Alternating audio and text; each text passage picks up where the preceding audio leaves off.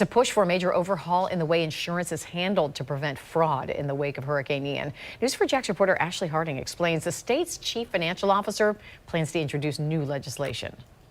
Florida CFO says this legislation addresses everything from bad public adjusters to helping consumers know exactly what it is that they are signing. And this announcement comes as new insurance claims come in every day. Ian's impact continues to be felt throughout the state of Florida. As of Wednesday, the Florida Office of Insurance Regulation revealed there have been 553,242 reported claims since Ian made landfall, with an estimated $6.45 billion in insurance losses. Of those claims, 386,426 were for residential property.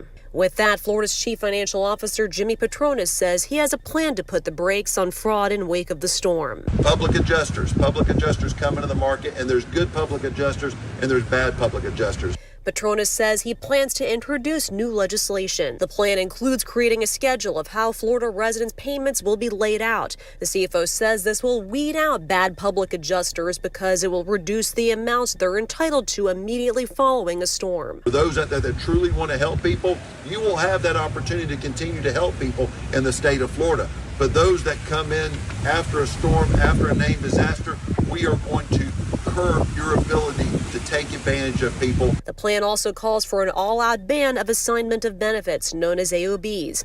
AOBs are an agreement that transfers insurance claims rights or benefits of the policy to a third party.